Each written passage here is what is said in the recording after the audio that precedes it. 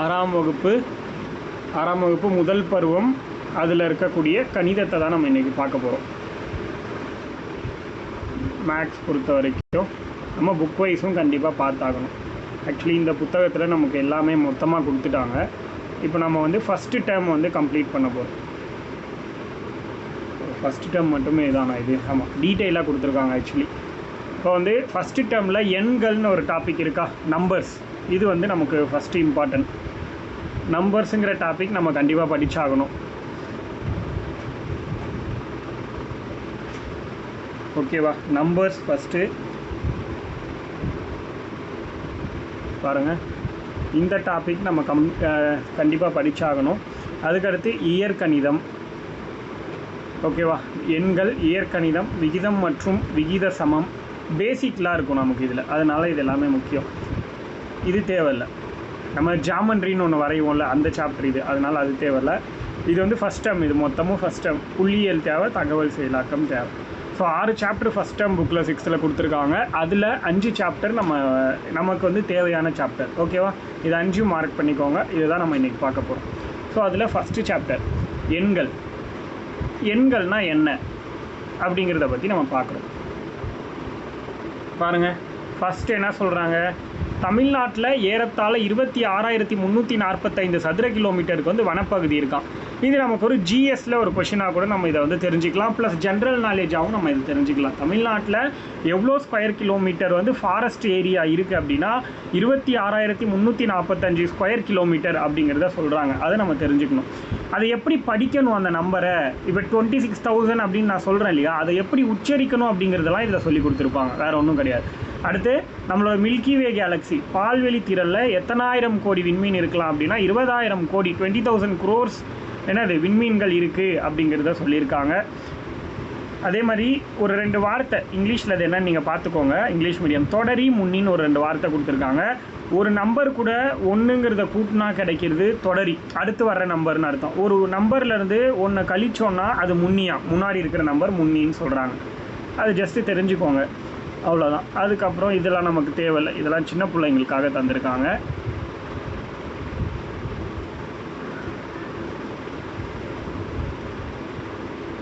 கேள்வியெல்லாம் கூட நம்ம சும்மா பார்த்துக்கலாம். 10 லட்சத்தில் எத்தனை 100 இருக்குது அப்படின்னு ஒரு கேள்வி கேட்டிருக்காங்க. என்னது 1000ல் 10 100 இருக்குது. அப்போ 10,000ல் எத்தனை இருக்கும்? 1000லேயே 10ன்னா 10,000ல் 100 100 இருக்கும். அப்போ 10,000ல் 100ன்னா 1 லட்சத்தில் 1000 100 இருக்கும். 10 லட்சத்தில் எவ்வளோ இருக்கலாம்? ஒரு 1 லட்சம் 100 இருக்கலாமா? 10 லட்சத்தில் 10,000 100 இருக்கலாம். 10,000 நூறுகள், 10,000 × 100ன்னு போடும்போது தான் நமக்கு வந்து 10 லட்சம்னு வரும். ஸோ இந்த மாதிரி விஷயத்த நம்ம கேட்குறதுக்கான வாய்ப்பு கிடையாது, சும்மா தெரிஞ்சுக்கலாம். அதுக்கடுத்து இந்த மாதிரி விஷயம் தெரியணும். மிக சிறிய 7 இலக்க எண் என்ன அப்படின்னு கேட்குறாங்க. அப்படின்னா என்னது? 760 வரும், அவ்வளோதான். இதுதான் மிகச்சிறிய 7 இலக்க எண். கரெக்டாக? இதுவே மிகப்பெரிய 7 இலக்க எண்ணா 9999 7 நம்பர் வரும். அதான் மிகப்பெரிய 7 இலக்க எண். 8 இலக்க எண் பெருசுன்னா அதான் 999 அந்த மாதிரி போகும். அந்த கான்செப்ட் வந்து நமக்கு தெரியணும். ஓகேவா?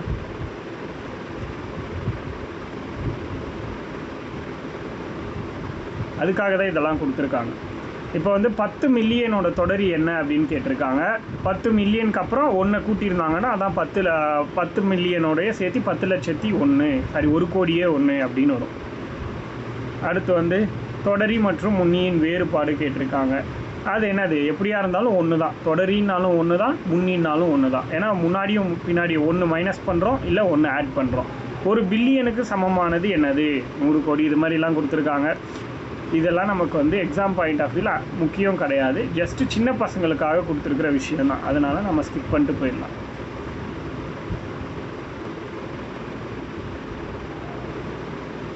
இங்கே பாருங்கள், இந்த பாக்ஸ் தெரிஞ்சுக்கோங்க. ஜென்ரலாக நமக்கு இது தேவை. ஓகேவா? அதாவது தமிழ்நாட்டுடைய ஸ்கொயர் கிலோமீட்டர், அதாவது அதோட ஏரியாவுடைய இதை கொடுத்துருக்காங்க. எவ்வளோ ஸ்கொயர் கிலோமீட்டர் ஏரியா இருக்குது அப்படின்னு சொல்லிட்டு. தமிழ்நாடு பொறுத்த வரைக்கும் 1,30,30,058 ஸ்கொயர் கிலோமீட்டர் இருக்குது அப்படின்னு சொல்கிறாங்க. கேரளா வந்து 38,000 சில்லற, கர்நாடகா 1,91,000, அதுக்கு அடுத்து வந்து ஆந்திரா வந்து 1,62,000 இந்த மாதிரி சொல்லியிருக்காங்க. எதுக்காகனா இது வந்து ஏறு வரிசை இறங்கு வரிசை அதை வந்து பசங்களுக்கு தெரியணும் அப்படிங்கிறதுக்காக இந்த விஷயத்தை கொடுத்துருக்காங்க.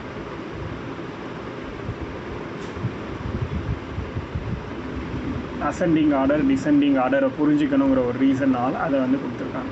ஓகே, இங்கே பாருங்கள், ஒரு எக்ஸாம்பிள் ஒரு கொஷின் கொடுத்துருக்காங்க.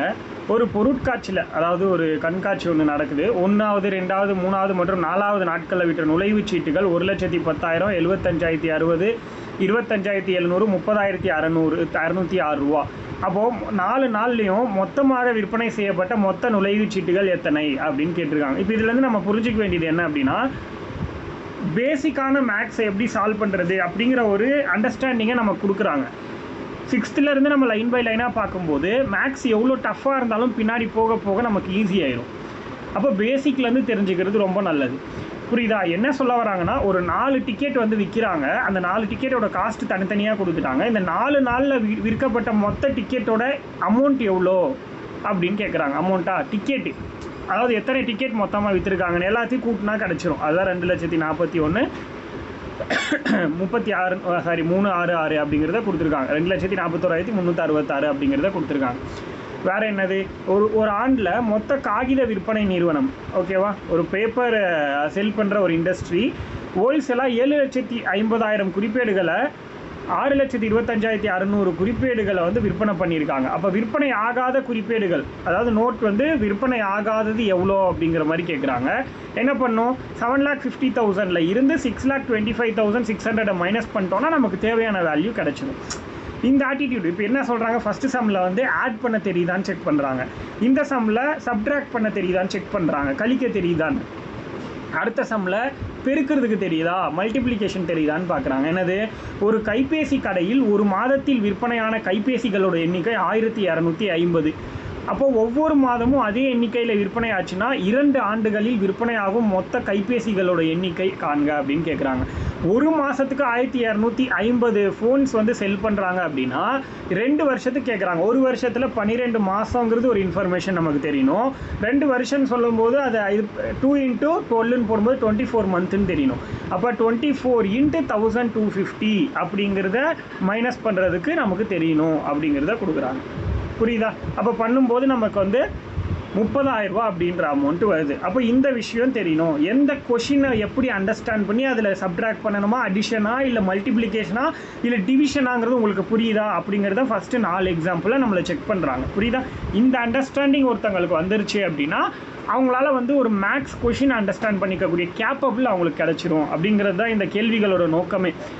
அடுத்து, ஒரு அரசு திட்டத்தில் மகளிர் சுய உதவி குழுவில் 500 பெண்களுக்கு என்ன சொல்கிறாங்க, ஒரு 1 லட்ச ரூபாங்கிறது சமமாக பிரித்து கொடுக்குறாங்களாம். 1 லட்சமாவது 10 லட்ச ரூபாயை பிரித்து வந்து கொடுக்குறாங்க. ஒவ்வொரு பெண்ணுக்கும் கொடுக்கப்பட்ட தொகை எவ்வளோ அப்படின்னு கேட்குறாங்க. ஓகேவா? 50 பெண்களுக்கு அப்படின்னா என்ன சொல்கிறாங்க, 500 பெண்களுக்கு பிரித்து கொடுக்கணுமா? அப்போ 500 பெண்களுக்கு அதை பிரித்து கொடுக்கணும் அப்படின்னா ஒவ்வொருத்தங்களுக்கும் எவ்வளோ வேணும் அப்படின்னு பார்த்தோன்னா நம்ம அதை டிவிஷன் பண்ணும்போது நம்மளால் கண்டுபிடிச்சிட முடியும். எப்படி டிவிஷன் பண்ணலாம்? இப்போ எத்தனை இருக்குது, 10 போட்டு அதுக்கு அடுத்து வந்து ஒரு 5 0 இருக்குது, இப்படி இருக்குது. அடுத்து வந்து அதை வந்து 500ஆல் டிவிஷன் பண்ணோன்னா நமக்கு வேல்யூ கிடச்சிரு. இப்போ இது எப்படி கேன்சல் பண்ணலாம், 2 0க்கு 2 0 கேன்சல் பண்ணிடலாம். அதுக்கடுத்து ஒரு 5 வந்து ஒன்ஸ் அடித்தோன்னா மேலே வந்து என்ன இருக்குது, 10,000ன்னு இருக்குது. 10,000 எத்தனை 5ஆல் அடிக்கலாம், 2 5s are 10, 2 5 10 அப்படின்னா மீதி எத்தனை 0 இருக்கோ அதை அப்படியே ஆட் பண்ணிக்கோங்க. ஸோ 2,000 வந்திருக்கு. அந்த 2,000 தான் ஒவ்வொருத்தங்களுக்கும் ஈக்குவலாக பிரித்து கொடுக்குற அமௌண்ட்டு அப்படிங்கிறத கொடுத்துருக்காங்க. புரியுதா? இப்போ நம்ம வந்து அடிஷன் எப்படி பண்ணணும்னு கற்றுக்கிட்டோம், சப்ட்ராக்ஷன் கற்றுக்கிட்டோம், மல்டிப்ளிகேஷன் கற்றுக்கிட்டோம், அடுத்து டிவிஷனும் கற்றுக்கிட்டோம். புரியுதா? அதுக்கு அடுத்து நம்ம என்ன பண்ணுறோம் அப்படின்னா இதோடைய அடுத்த கட்ட கான்செப்டுக்கு நம்ம போகிறோம். ஆக்சுவலி 14th பேஜில் ஒரு விஷயம் இருக்குமே, நான் கவனிக்காமல் வந்துட்டேன். இல்லையா?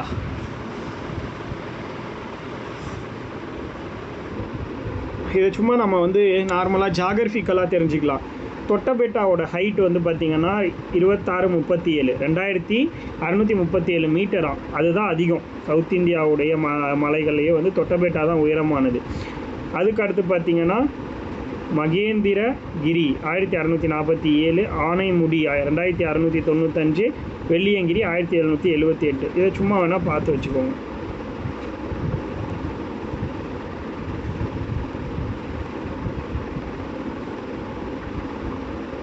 அதுக்கடுத்து போர்ட் மாஸ் ரூல். போர்ட் மாஸ் அப்படிங்கிறத இப்படியும் சொல்லலாம், அதாவது பிட் மாஸ் அப்படின்னு சொல்லிட்டு. போர்ட்னா அதில் ஓங்கிறதுக்கு நம்ம ஆஃப் அப்படின்னு சொல்லுவோம். இங்கே ஐங்கிறது என்னென்னா அந்த அடைப்புக்குறிக்குள்ளே இருக்கிறது, ப்ராக்கெட்குள்ளே இருக்கிறது. அப்படி சாரி, அதுக்குள்ளே ஃபஸ்ட்டு வந்து ப்ராக்கெட்டு, அது என்ன சொல்கிறாங்கன்னா ஸ்கொயர் க்யூப்னு வரும்ல, இண்டைசஸ் அடுக்குகள், அதை தான் வந்து என்ன சொல்கிறாங்க அப்படின்னா இந்த இடத்துல ஐ அப்படின்னு மென்ஷன் பண்ணுறாங்க. ஃபஸ்ட் இம்பார்ட்டன்ஸ் ப்ராக்கெட்க்கு கொடுக்கணுமா, ரெண்டாவது இம்பார்ட்டன்ஸ் ப்ராக்கெட்குள்ளே ஒரு நம்பர் மேலே ஸ்கொயரோ க்யூபோ இருந்துச்சுன்னா அதுக்கு தான் கொடுக்கணும் அப்படின்னு சொல்கிறாங்க. அது உள்ளதாக இருக்கணும்னு அவசியம் கிடையாது, வெளியே இருந்தாலும் இம்பார்ட்டன்ட் வந்து அந்த ஸ்கொயருக்கோ க்யூப்க்கோ தான் கொடுக்கணும்னு சொல்கிறாங்க. அதுக்கடுத்து டிவிஷன், அதுக்கடுத்து மல்டிப்ளிகேஷன், அடிஷன், சப்ட்ராக்ஷன், இப்படி தான் நம்ம வந்து இம்பார்ட்டன்ஸ் கொடுக்கணுன்றத சொல்கிறாங்க. அது எப்படிங்கிறத பார்ப்போம் எக்ஸாம்பிளில் பாருங்கள். இப்போ வந்து இப்படி ஒரு சம் கொடுத்துட்டாங்க, என்னது சிம்பிளிஃபிகேஷன் அப்படின்னு சொல்லிட்டு 24 + 2 × 8 டிவைட் பை 2 - 1 இப்படி கொடுத்துருக்காங்க. இப்போ எடுத்தோடனே நம்ம 24 + 2 30, 30 × 8 240, 240 டிவைட் பை 2 120, -1 1 டைம் 119, 119 ஆன்சர் அப்படின்னு போட்டிங்கன்னா இதுதான் ராங். ஏன்னா நம்ம வந்து எந்த ஒரு ரூலையும் இதில் யூஸ் பண்ணவே இல்லை, அதனால இந்த கொஷின் வந்து ராங் அப்படின்னு தான் நம்மளால் சொல்ல முடியும். அப்போது இதை எப்படி சால்வ் பண்ணலாம் அப்படின்னா, இப்போ நம்ம பார்த்தோம்ல பிட் மாஸ் அப்படிங்கிற ரூல் படி சால்வ் பண்ணணும். ஃபஸ்ட்டு என்னது ப்ராக்கெட் அப்படின்னு ஒன்று இங்கே இருக்கான்னா இங்கே இந்த சம்மில் வந்து ப்ராக்கெட் இல்லை, அதனால செகண்ட் என்னது ஐக்கு போயிடலாம். ஐனா இண்டைசஸ், ஏதாவது பவரில் இருக்கா, அதுவும் இல்லை. அடுத்து வந்து டிவிஷன் இருக்கா, எஸ் 8/2ன்னு இருக்குது. அப்போ நம்ம என்ன பண்ணணும், ஃபஸ்ட்டு இதை தான் சால்வ் பண்ணணும். 8/2 சால்வ் பண்ணால் என்ன வரும், நமக்கு 4 அப்படின்னு வரும். இந்த இடத்துல பாருங்கள், ஃபஸ்ட்டு ஸ்டெப்பே அதை பண்ணியிருக்காங்களா, 4 வந்துருச்சு. அதுக்கடுத்து என்ன பண்ணணும், எம் அப்படின்னா மல்டிப்ளிகேஷன். இப்போ எங்கே இருக்குது, இந்த இடத்துல 4ன்னு கண்டுபிடிச்சிட்டோம், அதுக்கு முன்னாடி மல்டிப்ளிகேஷன் இருக்குது. அப்போ 2 × 4 8 அப்படின்னு நம்ம கண்டுபிடிக்கணும். இந்த ஸ்டெப் வந்துட்டாங்க பார்த்தீங்களா.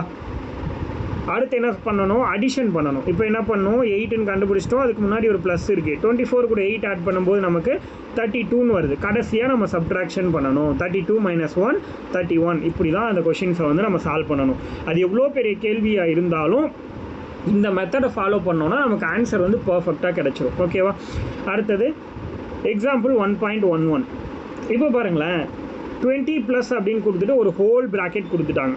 ஸோ எடுத்த உடனே இந்த ப்ராக்கெட்குள்ளே 8 × 2 16ன்னு போட்டுறக்கூடாது. ஏன் அப்படின்னா அதுக்குள்ளே இன்னொரு ப்ராக்கெட் கொடுத்து அதுக்குள்ளே இன்னொரு ப்ராக்கெட்லாம் கொடுத்து வச்சுருக்காங்க. அப்படி இருக்கும்போது நம்ம என்ன பண்ண முடியாது, டேரெக்டாக இதை பார்க்க முடியாது. ஸோ ஒரு ஓப்பன் ப்ராக்கெட் ஒன்று ஃபஸ்ட்டு கொடுத்துட்டாங்க, புரியுதா. அதுக்கப்புறம் வந்து சரி ஒரு க்ளோஸ் ப்ராக்கெட்டு, அதுக்குள்ளே ஓப்பன் ப்ராக்கெட்டு, அது திரும்பி ஓப்பன், இந்த மாதிரி வித்தியாசமாக கொடுத்துருக்காங்க. அப்போது ரொம்ப டீப்பாக நம்ம பார்க்கணும். ஃபஸ்ட்டு இதுக்குள்ளே பெரிய ப்ராக்கெட்டுக்குள்ளே, இந்த ப்ராக்கெட் பெரிய ப்ராக்கெட் இல்லையா நமக்கு.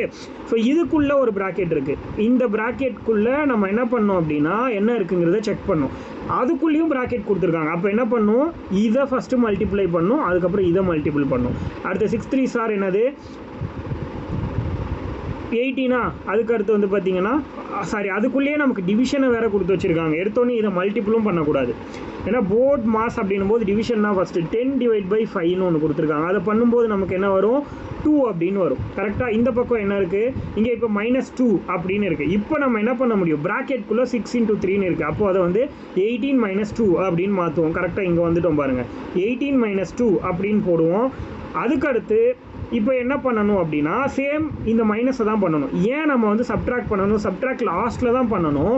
ஆனால் ஏன் இங்கே பண்ணணும்னா ப்ராக்கெட்குள்ளே அதுதான் இருக்குது, மற்றதெல்லாம் வெளியே இருக்குது. அப்படின்னும் போது சப்ட்ராக்ட் பண்ணி தான் ஆகணும். ஏன்னா ப்ராக்கெட் இருக்கிறதுனால கண்டிப்பாக அதுக்குள்ளே சப்ட்ராக்டோ அடிஷன் எது இருந்தாலும் அதை நம்ம பண்ணி தான் ஆகணும், புரியுதா. அப்போ 18 - 2 16. இப்போ வந்து என்ன பண்ணணும் அப்படின்னு பார்த்தோம்னா ப்ராக்கெட்குள்ளே மல்டிப்ளிகேஷன் இருக்குது. அப்போ அதை பண்ணோம்னா 8 2 சார் 16. இப்போ திரும்பவும் ப்ராக்கெட்குள்ளே 16 + 16 இருக்குது, அதனால் அதை ஆட் பண்ணும்போது 32ன்னு வரும். 20 + 32 அப்படிங்கிறது 52வாக சேஞ்ச் ஆகும். இதுதான் ஆன்சர். ஸோ இதே ஸ்டெப்பில் வந்து இதுக்கப்புறம் வர சம்சையும் நீங்கள் வந்து சால்வ் பண்ணுற மாதிரி வரும், புரியுதா. இப்போது இந்த 3 எக்ஸாம்பிள் இருக்குது பார்த்தீங்களா, இந்த 3 எக்ஸாம்பிளும் உங்களுக்கு ஹோம்ஒர்க். இதுக்கான ஆன்சரை கண்டுபிடிக்கணும். நீங்கள் இந்த 3 சம்முக்கான ஆன்சரையும் நீங்கள் கண்டுபிடிச்சிட்டு என்ன பண்ணணும் அப்படின்னா புக் பேக்கில் வெரிஃபை பண்ணிக்கோங்க, நீங்கள் போட்டது கரெக்டாக. அந்த புக் பேக்கில் ஆன்சர் கொடுத்துருப்பாங்க, அதாவது புக்கோட கடைசி பேஜில். அதை வச்சு நீங்கள் செக் பண்ணிக்கோங்க. இந்த 3 சம்மும் மீதி இருக்கிறதெல்லாம் நம்ம கேட்க மாட்டோம், ரொம்ப பேசிக்கான சம்ஸ். அதனால் இதுக்கு முன்னாடியே பார்த்துட்டோம் நம்ம எக்ஸாம்பிளில், அதனால் வேண்டாம். அதுக்கடுத்து இங்கே பாருங்கள், இங்கே என்ன கொடுத்துருக்காங்க, சில புறவய வினாக்கள் அப்படின்னு சொல்லிட்டு சில எக்ஸ்ட்ரா கொஷின்ஸ் வந்து நமக்கு கொடுத்துருக்காங்க. இதை ஜஸ்ட்டு நம்ம ஒரு தடவை என்ன இருக்குது அப்படிங்கிறத பார்த்துடலாம். என்ன இருக்குது, 3 + 5 - 7 × 1. இப்போ ஃபஸ்ட்டு என்ன பண்ணும், 7 × 1, 7 1s are 7 அப்படின்னு வரும். அப்போ என்ன இருக்குது, நமக்கு 3 + 5 இருக்கும் -7 இப்படி இருக்கும். இப்போ என்ன பண்ணும், 3யும் 5ம் ஆட் பண்ணுங்கள், 8. அப்போ அதுக்கப்புறம் என்ன ஆகும், 8 - 7 அப்படின்னு வரும். அப்போ இதோட ஆன்சர் வந்து ஃபைனலாக 1 அப்படிங்கிறது வரும். ரெண்டாவது கொஸ்டின் என்ன கொடுத்துருக்காங்க, 24 / கொடுத்துட்டு ப்ராக்கெட் கொடுத்துட்டாங்க உடனே. அப்போ எடுத்தோடனே டிவிஷனை நம்ம பண்ணக்கூடாது, போர்ட் மாஸ் இருக்கிறனால. பி அப்படிங்கிறது ப்ராக்கெட், அந்த ப்ராக்கெட்குள்ளே இன்னொரு ப்ராக்கெட் இருக்கிறனால ஃபஸ்ட்டு இதை தான் மல்டிபிள் பண்ணும். 3 2s are நமக்கு வந்து 6 அப்படின்னு வரும். அதுக்கடுத்தும் ப்ராக்கெட் இருக்கிறனால என்ன பண்ணும், 8 - 6 அப்படிங்கிறது 2 அப்படின்னு வரும். அப்போ 24 / 2னா நமக்கு என்ன வந்துடும், 12 அப்படின்னு ஆன்சர் வரும். அடுத்தது, இப்போது இந்த ஓப்பன் பாக்ஸில் என்ன வரும் அப்படிங்கிற ஒரு நம்பர் கேட்டிருக்காங்க. சாரி, அதாவது இங்கே என்ன போட்டால், இப்போ வந்து ப்ளஸ்ஸா மைனஸா மல்டிப்ளிகேஷனா டிவிஷனா அப்படின்னு 4 ஆப்ஷனில் கொடுத்துருக்காங்க.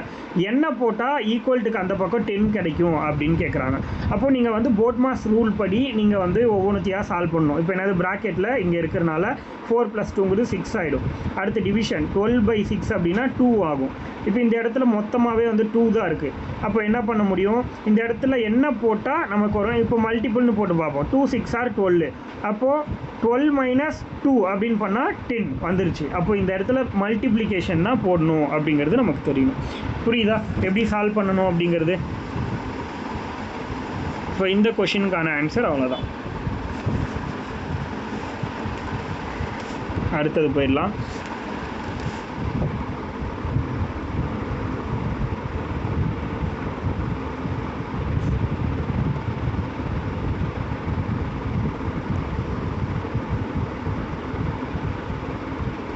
இதை தான் சொன்னேன், ஆக்சுவலி பிளேஸை மாற்றி கொடுத்துருக்காங்க. இந்த பாக்ஸ் ரொம்ப முக்கியம். இதை மேபி என்னோட பாயிண்ட் ஆஃப் வியூவில் கம்மிங் எக்ஸாமில் இந்த பாக்ஸ் வந்து கேட்குறதுக்கான வாய்ப்புகள் ரொம்ப அதிகம். 10^100 10^100 அப்படிங்கிறத எப்படி எழுதலாம் அப்படின்னு ஒரு, அதாவது கூகுள் ப்ளெக்ஸ் அப்படிங்கிற ஒரு மெத்தட் படி நம்ம வந்து 10^100ங்கிறத எப்படி எழுதலாம்னா 10^100 அப்படிங்கிறத எழுதியிருக்காங்க. இதை வந்து பார்த்து வச்சுக்கோங்க. மேபி இது கேட்குறது இல்லைனா இதையே கூட கேட்கலாம். 10 கூகுள் அப்படிங்கிறத வந்து எப்படி எழுதலாம் அப்படின்னு ஒரு கேள்வி கேட்டால் 10^100 இந்த மாதிரி எழுதணும் அப்படிங்கிறது. ரொம்ப டஃப் பண்ணி ஒரு கேள்வி கேட்கணும்னா இந்த கேள்வி கேட்கலாம். ஆனால் ரொம்ப சிம்பிளான ஒரு விஷயம், ஜஸ்ட் படிச்சிருந்தா தெரிஞ்ச மாதிரி இது. ஸோ இதை பார்த்துக்கோங்க. அதுக்கடுத்து திருக்குறள் நூலோட ஒரு பிரதியோட விலை வந்து 188 ரூபாயாம். அதாவது ஒரு புக்கோட ரேட் வந்து 188 ரூபா. 31 புக்கு வந்து எனக்கு வேணும்.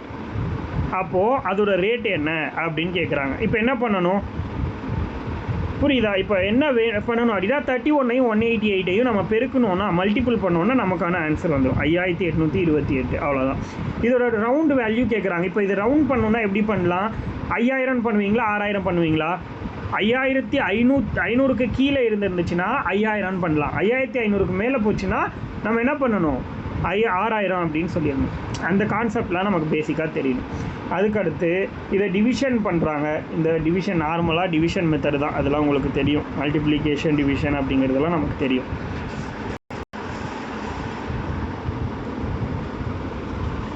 அடுத்தது இந்த சாப்டர்லாம் ஒன்றுமே இல்லை. ஓகே, அடுத்தது இப்போது நேச்சுரல் நம்பர்னால் என்ன, ஹோல் நம்பர்னால் என்ன அப்படிங்கிற கான்செப்டை நமக்கு கொடுத்துருக்காங்க. இப்போ நேச்சுரல் நம்பர் அப்படிங்கிறது என்னது? 1 2 3 1லேருந்து ஆரம்பித்தா அது நேச்சுரல் நம்பர், அதாவது இயல் எண்கள்னு சொல்லுவாங்க. இதுவே 0லேருந்து ஆரம்பிச்சதுன்னா அது வந்து ஹோல் நம்பர் அப்படின்னு சொல்லுவாங்க. கரெக்டு தானே? இப்போது அடுத்தது ரொம்ப ஸ்மால், அதாவது இருக்கிறதுலே ஸ்மாலஸ்ட்டு நேச்சுரல் நம்பர் எது அப்படின்னு கேட்டாங்கன்னா 1. அதே மாதிரி ஸ்மாலஸ்ட்டு ஹோல் நம்பர் எதுன்னு கேட்டாங்கன்னா 0. இதில் வந்து எல்லாருக்குமே தெரியணும். ஓகேவா? இதில் எந்த டவுட்டும் இருக்கக்கூடாது. அதுக்கடுத்து இப்போ இந்த மாதிரி 2 வட்டம் கொடுத்துருக்காங்க பார்த்தீங்களா? இதில் ஒரு கான்செப்ட் இருக்குது, அதை நம்ம வந்து புரிஞ்சிக்கணும். என்ன அப்படின்னா நேச்சுரல் நம்பர், ஹோல் நம்பர். இப்போ உள்ளே இருக்கிறது நேச்சுரல் நம்பர்,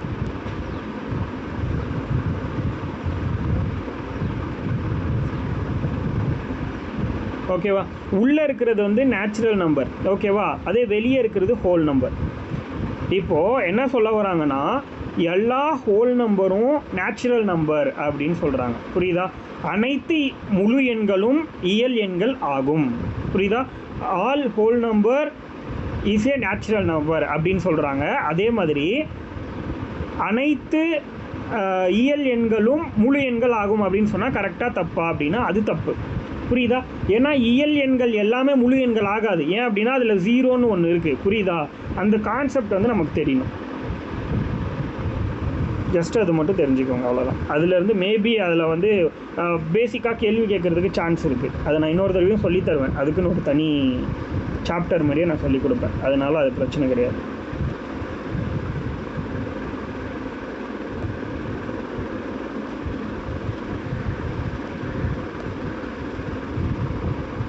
இந்த புக் பேக் கொஷினை பாருங்கள். என்ன கேட்குறாங்க? மிகச்சிறிய இயல் எண்ணுக்கும் மிகப்பெரிய அதாவது மிகச்சிறிய முழு எண்ணுக்கும் இடையே உள்ள வித்தியாசம் என்னன்னு கேட்குறாங்க. மிக சிறிய இயல் எண் அப்படின்னா 1, அதுக்கடுத்து மிக சிறிய முழு எண்ணுன்னா 0. இது ரெண்டுத்தையும் டிஃப்ரென்ஷியேட் பண்ணோன்னா 1 - 0 என்னது? 1. அது நமக்கு தெரியும். இதெல்லாம் வந்து பேசிக்கான கொஷின். அடுத்து வந்து 17 into dash equal to 34 into dash அப்படின்னா திரும்பி அதே 34 தான் வரும். இந்த கான்செப்ட் நமக்கு தெரியுதா அப்படிங்கிறத நம்மளை வந்து அண்டர்ஸ்டாண்ட் பண்ணிக்கிறாங்க.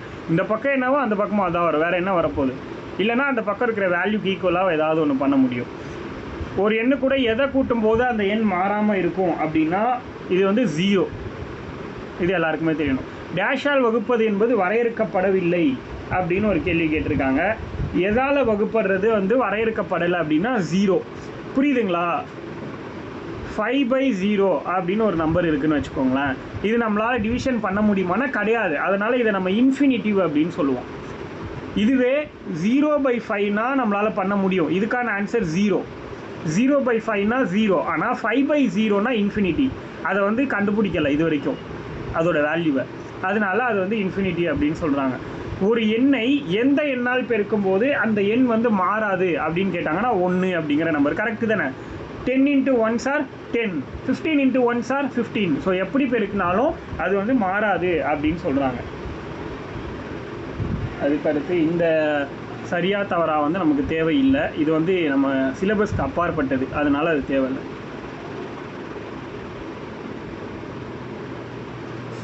ஓகே, அடுத்தது இதிலேருந்து குரூப் 1க்கே கேட்பாங்க இந்த புறவய வினாக்கள்லேருந்து. அதனால் இதை நல்லா பார்த்துக்கோங்க. நிறைய பேருக்கு தெரியாதது இந்த கான்செப்ட். எந்த நம்பரை நம்ம 0 கூட மல்டிபிள் பண்ணாலும் நமக்கு கிடைக்கக்கூடிய ஆன்சர் என்னவாக தான் இருக்கும்? 0 தான். அது தெரியணும். அவங்க பெரிய சம்மை கொடுத்துட்டு ஒரு 1.5 பேஜுக்கு சம்மை கொடுத்துட்டு கடைசியில் இன்ட்டு 0ன்னு கொடுத்தா நம்ம யோசிக்காமல் 0ன்னு ஆன்சரை போட்டு போயிடலாம். அதுக்கு போய் 53 + 49ன்னு ஆட் பண்ணிவிட்டு அதுக்கப்புறம் இன்ட்டு 0 பண்ணிவிட்டு 0ன்னு போடக்கூடாது. பார்த்த உடனே இதுக்கு ஆன்சர் 0ன்னு தெரியணும். 59 / 1க்கு என்ன ஆன்சர் வரும்? 59. இதெல்லாம் பார்த்த உடனே சொல்லக்கூடிய ஆன்சர். அதுக்கடுத்து ஒரு பூஜ்ஜியம் அற்ற முழு எண் மற்றும் அதனுடைய தொடரியின் பெருக்கு தொகை என்ன? எப்போவுமே எப்படி இருக்குன்னு கேட்குறாங்க. இப்போது ஒரு பூஜ்ஜியம் இல்லாத ஒரு முழு எண் அப்படின்னா என்னது? ஒரு 7ன்னு வச்சுக்கலாம் ஒரு நம்பர். ஒரு பூஜ்ஜியம் இல்லாத ஒரு முழு எண் அப்படின்னா 7. 70 அப்படின்னு வச்சாதான் அது பூஜ்ஜியத்தோடு இருக்கிற ஒரு முழு எண். ஆனால் இப்போ நம்ம வந்து 7ன்னு வச்சுருக்கோம். அதில் பூஜ்ஜியம் கிடையாது. அது கூட அதோட தொடரினா அதுக்கு அடுத்து ஒன்று ஆட் பண்ணிக்கிட்டு அது தொடரி. கரெக்டாக அதோட பெருக்கு தொகையா. அப்போது அது கூட ஒன்று ஆட் பண்ணும்போது 8 ஆகிடும். 7 × 8 கரெக்டாக ஈக்குவல் டு என்னது? 56. அது எப்போவுமே எப்படி இருக்குமா? ஒரு இரட்டை எண்ணாக இருக்கும். கரெக்டாக இது என்னவா இருக்குது? ஈவன் நம்பராக இருக்கா? அதுதான் கொஷினாக கேட்குறாங்க. இப்போ இந்த கொஷினை படித்து இந்த ஃபார்மேட் என்னங்கிறது உங்களுக்கு எழுத தெரியணும். அப்படி தெரிஞ்சிச்சுன்னா அதுதான் மேக்ஸ், வேறு ஒன்றுமே கிடையாது. அந்த ஃபார்மேட் தெரியுறதில்ல அப்படின்னா என்ன அர்த்தம்? நமக்கு கொஷினே புரியலைன்னு அர்த்தம். புரியல அப்படின்னா 6th புக்லேருந்து படித்தா தான் புரியும். எடுத்த உடனே நம்ம வந்து வெளியே போய் படித்தா நமக்கு எதுவுமே புரியாது. சரி, முன்னியே அல்லாத ஒரு எண் எது அப்படின்னு கேட்குறாங்க. இப்போ வந்து 1க்கு முன்னாடி நம்பர் என்னென்னா 0ன்னு சொல்லலாம். 1க்கு பின்னாடி நம்பர் என்னென்னா 2ன்னு சொல்லலாம். கரெக்டு தானே? அதுவே 0க்கு முன்னாடி நம்பரு 0க்கு பின்னாடி நம்பர்னால் 1ன்னு சொல்லலாம். 0க்கு முன்னாடி என்ன இருக்குதுன்னு கேட்டால் எதுவுமே நம்மளால் சொல்ல முடியாது. மற்ற எல்லாத்துக்கும் நம்மளால் ஆன்சர் பண்ண முடியும். இந்த கொஷின் வந்து லாஸ்ட் டைம் எஸ்ஐ எக்ஸாமில் கேட்ட கொஷின். இந்த கொஷின் லாஸ்ட்டாக நடந்த 2023-04 அதில் கேட்ட ஒரு எஸ்ஐ எக்ஸாம் கொஷின் இது. இப்போ நான் சொன்னேன்ல, 2ஆல் ஒரு 0வை மல்டிபிள் பண்ணால் ஆன்சர் 0 தான். 0வையும் 0வையும் ஆட் பண்ணால் ஆன்சர் 0 தான். 0 -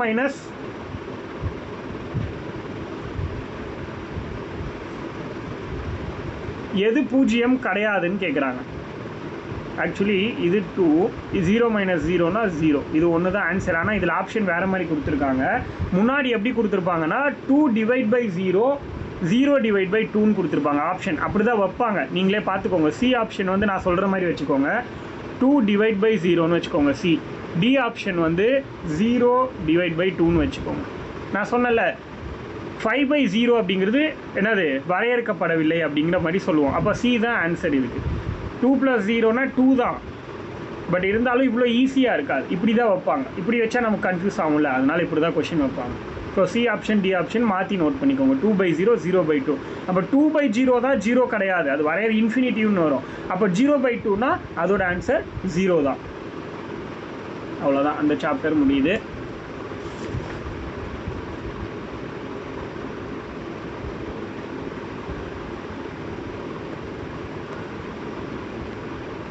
முல்லைக்கொடி ஒவ்வொரு பையிலும், நான் 4th கொஷின் பாருங்கள். முல்லைக்கொடி ஒவ்வொரு பையிலும் 4 ஆப்பிள்கள் கொண்ட 25 பை வச்சுருக்காங்க. 9 ஆப்பிள்கள் இருக்கிற மாதிரி 25 பேக் வச்சுருக்காங்களாம். அவளோட 6 நண்பர்களுக்கு அதை வந்து சமமாக பங்கிட்டு கொடுத்தா ஒவ்வொரு நண்பரும் எத்தனை ஆப்பிள்களை பெற்றிருப்பார்? ஆப்பிள்கள் மீதம் இருக்க வாய்ப்பு இருக்கா? அப்படி உண்டுன்னா எத்தனை ஆப்பிள் வந்து மீதி இருக்கும்னு கேட்குறாங்க. அப்போது ஃபஸ்ட்டு இவங்கக்கிட்ட வந்து ஒரு பையில் 9 ஆப்பிள் இருக்குது. அதுக்கடுத்து பார்த்தீங்கன்னா 25 பேக் இருக்குது மொத்தமாக. 25 பேக்கில் 9 ஆப்பிள்ன்றது எவ்வளோ மொத்தமாங்கிறது தெரிஞ்சாதான் அதை டிவைட் பை 6ன்னு போட்டு பிரிக்க முடியும் நம்மளால். மல்டிபிள் பண்ணுங்கள், 9ஆல் 25 மல்டிபிள் பண்ணணுன்னா என்ன பண்ணணும்? ஆக்சுவலி இதுக்கெல்லாம் நிறைய ட்ரிக் இருக்குது. ஒரு நம்பர் 25ஆல் எப்படி ஈஸியாக மல்டிபிள் பண்ணுறதுன்னு சொல்லிட்டு ஜஸ்ட்டு தெரியலன்னா அப்படியே பார்த்தோன்னேவும் நம்ம சொல்லலாம். இப்போ 25 20 டைம்ஸ் 9 மல்டிபிள் பண்ணுங்கள். 2 டைம்ஸ் பண்ணோன்னா 18, அப்போது 118 வரும். 20 டைம்ஸ் பண்ணோன்னா 118 வரும். 5 9s 45. அப்போ மொத்தமாக எவ்வளோ வரும் நமக்கு? ஆட் பண்ணோன்னா 225ன்னு வரும். கரெக்டாக? இப்போ 225, இப்போ மொத்தமாக 225 ஆப்பிள்ஸ் இருக்குது. இதை நான் என்ன பண்ணுறேன், 6 ஃப்ரெண்ட்ஸ்க்கு பிரித்து கொடுக்கணும். அப்போ எவ்வளோ பிரித்து கொடுக்க முடியும்னு பாருங்கள். அப்போ என்ன பண்ணணும், 225 / 6ன்னு போட்டிங்கன்னா நமக்கு ஆன்சர். புரியுதா? டிவிஷன் பண்ணி பாருங்கள். 6th டேபிள்லேயே பண்ண முடியுமா? எண்டில் வந்து 5ன்னு இருக்குது. அப்போ 6th டேபிளில் கண்டிப்பாக பண்ண முடியாது. 3rd டேபிளில் வேணால் ட்ரை பண்ணி பார்க்கலாம். 2 3s 6 அப்படின்னு போடலாம். மேலே வந்து பார்த்தீங்கன்னா 7 3s 21, அதுக்கு அடுத்து வந்து ரிமைண்டர் 1 15ன்னு இருக்கும். அப்போது 5 3s 15 அப்படின்னு வரும். இப்போ 75 / 2ன்னு இருக்குது. 75 2ஆல் டிவிஷன் பண்ணலாம். எப்படி? ஏன்னா இவங்க வந்து மீதி ஆப்பிள் இருக்குமான்னு கேட்குறாங்க. மீதி இருக்கும், அதனால தான் நமக்கு இப்படி பெண்டிங்கில் வருது. இப்போது என்ன பண்ணலாம், 75னா 7ல் எத்தனை 2 இருக்குது அப்படின்னு பார்த்தீங்கன்னா 3 2s 6. கரெக்டாக? 3 2s 6 அப்படின்னா ரிமைண்டர் 1 இருக்குது, திரும்பவும் 15 இருக்குது. அப்போ 2ல் வந்து 15ல் எத்தனை 2 இருக்குதுன்னு பார்த்தோன்னா 7 2s 14, ரிமைண்டர் வந்து 1. அப்போது ஒவ்வொருத்தங்களுக்கும் 37 ஆப்பிள் வந்து கொடுக்க முடியும். ஒரு பர்சனுக்கு 37 ஆப்பிள் கொடுத்தோன்னா 6 பேருக்கு 224 ஆப்பிளில் கொடுக்கலாம். மீதி இருக்கக்கூடிய ஆப்பிள் ஒன்றே ஒன்று. புரியுதா? ஏன்னா இங்கே ரிமைண்டர் 1ன்னு இருந்துச்சுல, அப்போ மீதி இருக்கிற ஆப்பிள் 1. இந்த கான்செப்ட் வந்து உங்களுக்கு புரியணும். கேள்வி என்ன கேட்டிருக்கான், அதை நம்ம என்ன பண்ணால் அதுக்கான ஆன்சரை கண்டுபிடிக்க முடியும். இந்த விஷயத்தில் நம்ம தெளிவாக இருந்தாலே போதும். அதுக்கடுத்து என்ன கேட்குறான், ஒரு கோழி பண்ணையில், இந்த கொஸ்டினை பார்த்துலாம். அடுத்து,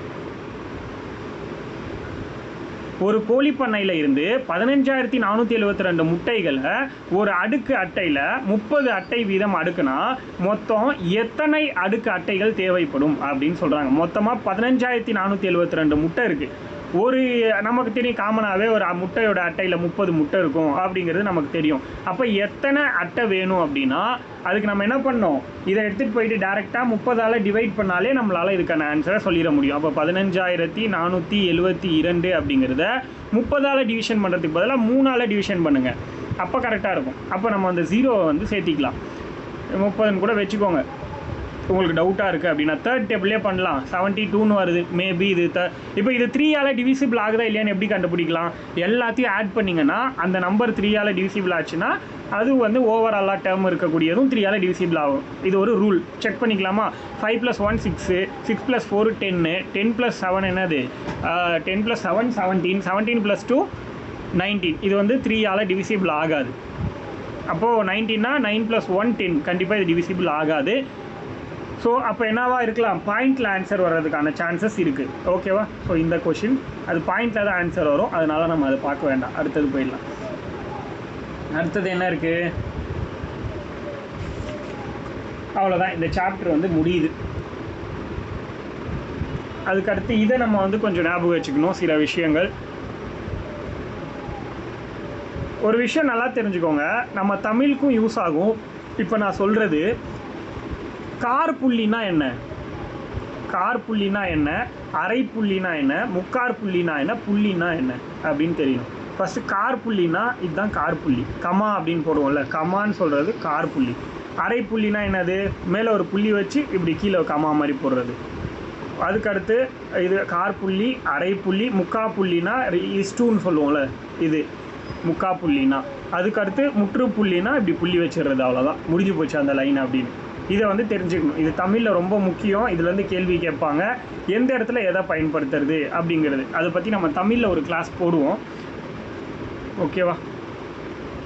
பாருங்கள், இங்கே நேச்சுரல் நம்பர்னால் என்னென்னு கொடுத்துருக்காங்க, சரி ஹோல் நம்பர்னால் என்னென்னு கொடுத்துருக்காங்க. இங்கே நேச்சுரல் நம்பரும் கொடுத்துருப்பாங்க, 0லேருந்து 1 வரை. வேறு எதுவும் கிடையாது இதில். பாருங்கள், முழு எண்களை 0ஆல் வகுப்பது வரையறுக்கப்படவில்லை. 0ஆல் எந்த நம்பரையும் நம்மளால் டிவிஷனே பண்ண முடியாது. அது வந்து என்ன சொல்லிட்டாங்க, வரையறுக்கப்படலையா, இன்ஃபினிட்டி அப்படின்னு சொல்கிறாங்க. ஓகே, அடுத்து வந்து இயற்கணிதம் ஓர் அறிமுகம்.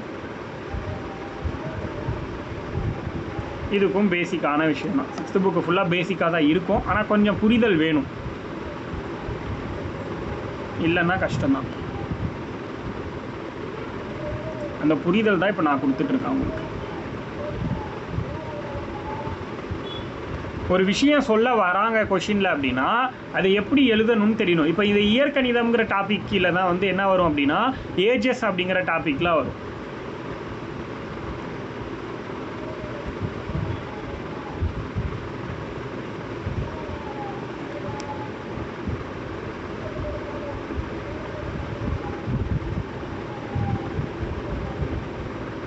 இங்கே பாருங்கள், அதியன் மற்றும் முகிலன் இருவரும் உடன் பிறந்தவர்கள். அதியனின் வயது பி, 2.2 எக்ஸாம்பிளில் பாருங்கள், அதியனோட வயசு வந்து பியா. அதாவது அகிலன் மற்றும் முகிலன் 2 பேருமே வந்து பிரதர்ஸு. அதில் வந்து அதியனோட வயசு வந்து பியா. அப்போது முகிலன் வந்து அதியனை விட 6 வயது மூத்தவனா. புரியுதா? அதியனை விட முகிலன் வந்து அதியனை விட எவ்வளோ, 6 வயசு மூத்தவன் அப்படின்னு சொல்கிறான். புரியுதா? அப்போ முகிலன் P+6 அப்படிங்கிறது எழுத தெரியணும்னு சொல்ல வராங்க என்பதை இயற்கணித கூற்றாக எழுதுனா அதியனின் வயது 20. இப்போ அதியனோட வயசு வந்து 20 அப்படின்னா அவனோட வயசு எவ்வளோவா இருக்கலாம், P+6 அப்படின்னு போடும்போது 26 இருக்கலாம். புரியுதா? இந்த கான்செப்ட் வந்து நமக்கு தெரியணும். புரியுதுங்களா? அதியனோட வயசு P, அதை எடுத்து எழுத தெரியணும். முகிலனோட வயசு P+6. அப்போ பியோட வேல்யூ நமக்கு வந்து 20ன்னு கொடுத்துட்டான். அப்போ ஆட் பண்ணும்போது 26. இதுதான் நமக்கு தெரியணும் அப்படிங்கிறத இந்த சாப்டரில் வந்து எடுத்த உடனே நமக்கு கொடுத்துருக்காங்க. இது தெரிஞ்சதுன்னா இந்த சாப்டர் வந்து ரொம்ப ஈஸி. ஓகே, இப்போ 2.1ல் என்ன கொடுத்துருக்காங்கன்னு பார்ப்போம். இது நமக்கு தெரிஞ்சது தானே, ABCD எல்லாம். இது என்னது, இது ஒரு மாறிலி அந்த கான்செப்ட். இதெல்லாம் நமக்கு வந்து கேள்வி கிடையாது. டைரெக்டாக நம்ம வந்து விவய வினாக்களில் சிலது இம்பார்ட்டன்ஸ் இருப்பாங்க. போயிடலாம். மாறினா என்ன, மாறிலினா என்ன, அது இங்கிலீஷில் பார்த்துக்கோங்க. மாறி அப்படிங்கிறது மாறக்கூடியது, வேறு ஒன்றும் கிடையாது. மாறி அப்படிங்கிறது வேறுபட்ட மதிப்புகளை ஏற்கக்கூடியது. W வாரங்களில் உள்ள நாட்களோட எண்ணிக்கை என்னவா இருக்கும், 7+W அப்படின்னு சொல்லலாமா? W வாரங்களில் இருக்கிறது 7+W. ஏன்னா W கூட Wங்கிறது வீக், அப்போ 7+W. W 7 அப்படின்னு இந்த ஆன்சரை போட்டோம்னா நமக்கு வந்து Wவில் 7 × 7 வேறு ஏதாவது போயிடும், அந்த கரெக்டாக வராது. அப்போ வட்டத்தில் எக்ஸோட வேல்யூ என்ன அப்படின்னு கேட்குறாங்க. 13th கொஷினு என்ன பண்ணியிருக்காங்க பாருங்கள், சொல்ல முடியுதா உங்களால் இதுக்கு ஆன்சர் அப்படிங்கிறத செக் பண்ணுங்கள். 2 கூட +2 ஆட் பண்ணால் 4 வருது. 4 கூட +3 ஆட் பண்ணால் 7 வருது. 7 கூட +4 ஆட் பண்ணால் 11 வருது. பாருங்கள், 2 3 4 ஆட் பண்ணிட்டே வராங்க. 11 கூட என்ன பண்ணியிருக்காங்க, அப்போ +5 தான் ஆட் பண்ணியிருப்பாங்க, அப்போ 16 வருது. அப்போ 16 கூட +6 ஆட் பண்ணோன்னா என்ன வரும், 22. அதுதான் ஆன்சர். புரியுதா? இப்படி நம்ம வந்து டக்குன்னு யோசிக்கணும் ஒரு கொஷினை பார்த்த உடனே. y+7 = 13னா ஒய்யோட வேல்யூ என்னது, 13ன்னு ரைட் ஹேண்ட் சைடு வரணும். அதுக்கு 7 கூட எதை ஆட் பண்ணால் வரும் அப்படிங்கிறத நம்ம யோசிக்கணும், அவ்வளோதான். 7 கூட 6 ஆட் பண்ணோன்னா 13, அவ்வளோதான். அதுதான் ஒய்யோட வேல்யூ, வேறு ஒன்றுமே கிடையாது. அதுக்கடுத்து என்ன கொஷின், எண்ணிலிருந்து 6 கழிக்க 8 கிடைக்கிறது என்பதை குறிக்கும் கூற்று எது அப்படின்னு சொல்கிறாங்க. எண்ணிலிருந்து 6 மைனஸ் பண்ணால் 8 கிடைக்குமா? அதுக்கு என்ன ஆன்சரு? ஏ தான் ஆன்சரு. ஸோ இந்த மாதிரி தெரியணும் நமக்கு. அடுத்து 2.2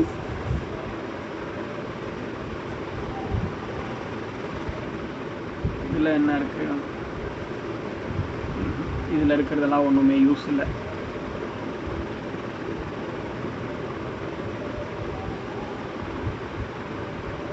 இந்த கான்செப்டில் தெரியணும். மாறினா வெவ்வேறு மதிப்பு எண் மதிப்புகளை ஏற்கக்கூடியது, மாறிக்கிட்டே இருக்குது. ஆனால் மாறிலி அப்படின்னா ஒரு நிலையான மதிப்பு, அது வந்து மாறவே மாறாது அப்படின்னு சொல்கிறோம். அந்த ரெண்டுமே நல்லா தெரியும். அவ்வளோதான், இயற்கணிதம் சாப்டர் முடிஞ்சது.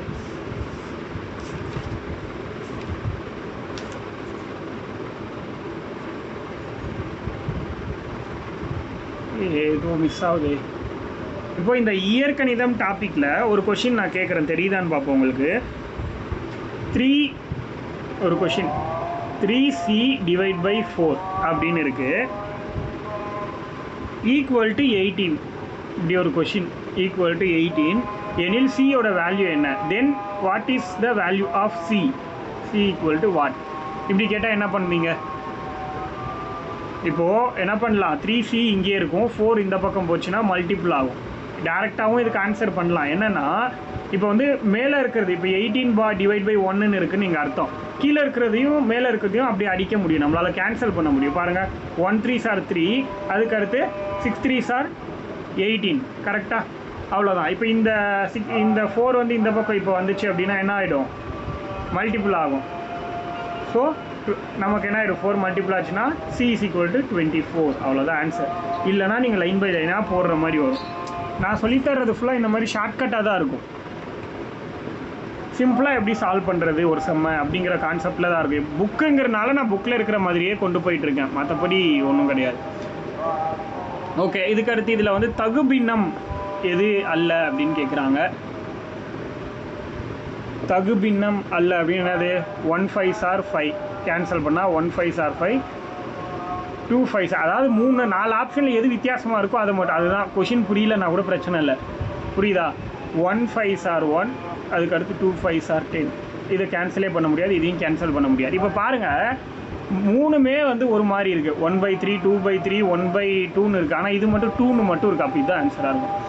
1/7ஓட ஈக்குவலான அந்த பின்னம் எது அப்படின்னு கேட்குறாங்க. கேன்சல் பண்ணி பாருங்கள். 2 டிவைட் பை 15 கேன்சலே பண்ண முடியாது, அப்போ இது ஆன்சராக வரதுக்கு வாய்ப்பே இல்லை. 1 டிவைட் பை 49 இதையும் கேன்சல் பண்ண முடியாது. 7 டிவைட் பை 49னா என்னது? 1 7s are 7, 7 7s are 49. அப்போ 1 டிவைட் பை 7 கொஷினுக்கு ஈக்குவலாக வந்துருச்சு. அடுத்தது பார்ப்போம். 100 டிவைட் பை 7 இதையும் ஒன்றும் பண்ண முடியாது. அப்போ ஆன்சர் சி. அவ்வளோதான். இதெல்லாம் சின்ன பசங்களுக்கு இருக்கிற ஆக்டிவிட்டீஸ்.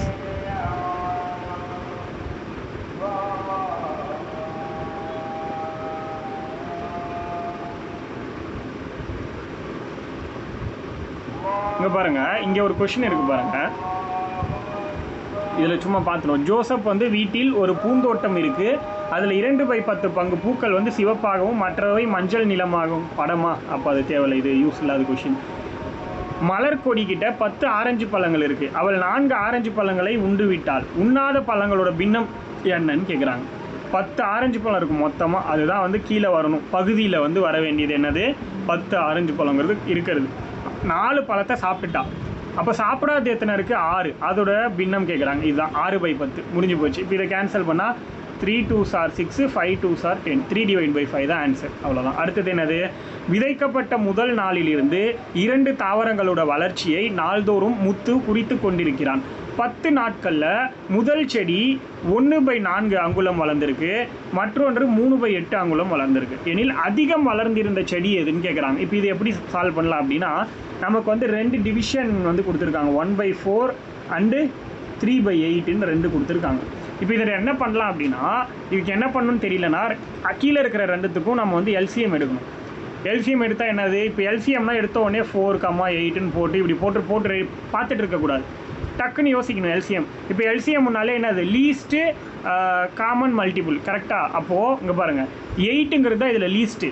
புரியுதா? அப்போது இந்த லீஸ்ட் நம்பர் கூட இந்த 4 வந்து மல்டிபிள் ஆகுதான்னு நம்ம செக் பண்ணணும். 4 ஏதாவது மல்டிபிள் பண்ணால் 8 வருதான்னு பார்க்கணும். அப்படி இல்லைன்னா 8ங்கிறத இன்னும் லீஸ்ட்டாக 8 வந்து அடுத்த வேல்யூ என்னது, இன்னொரு 8 ஆட் பண்ணிங்கன்னா 16. அப்போ 16 4th டேபிளில் வருதான்னு பார்க்கணும். 8 4th டேபிளில் வரும். என்ன பண்ணால் வரும்? இன்ட்டு 2 பண்ணால் வரும். கரெக்டாக? அப்போ இந்த டிவிஷன் என்னவா மாறும்? ரெண்டுமே கீழே 8 ஆகிடுச்சா? 8 ஆகிடுச்சுன்னா இங்கே 2ஆல் மல்டிபிள் பண்ணனால 8. அப்போ மேலேயும் நம்ம வந்து என்ன பண்ணணும்? 2ஆல் மல்டிபிள் பண்ணணும். 1 × 2 2 ஆகிடும். அதுக்கடுத்து பார்த்தீங்கன்னா கீழே 4 2s are 8ன்னு இருக்கும். அடுத்தது அண்டு இங்கே வந்து 8 × 1 பண்ணால் 8, இங்கேயும் 1. அப்போ 3/8. இப்போ எது மேலே பெருசு இருக்குது? இதுதான் பெருசு. அப்போது அதிகமாக வளர்ந்தது இதுதான். 3/8 தான் அதிகமாக வளர்ந்தது. கீழே ஈக்குவலாக இருக்கும்போது மேலே எது பெருசோ அதுதான் வந்து பெருசுன்னு நம்ம எடுத்துக்கலாம். இல்லை உங்களுக்கு எனக்கு இப்படி தான் வரும்னா நீங்கள் இப்படியே எடுத்துக்கலாம். என்னது 4th டேபிள் போட்டோன்னா 1 4s are 4. அதுக்கடுத்து வந்து பார்த்திங்கன்னா 2 4s are 8. அதுக்கப்புறம் பார்த்திங்கன்னா 2ஆல் போட்டோன்னா 1, 1. இப்போ நமக்கு இதில் LCM 4 2s are 8 அப்படின்னு நம்ம டேரெக்டாக பார்த்தோன்னே கண்டுபிடிக்கணும். அந்த அளவுக்கு இருக்கணும் நம்ம ஏஜ் கேட்டகரியை பொறுத்த வரைக்கும். அவ்வளோதான். அதுக்கடுத்து என்னது,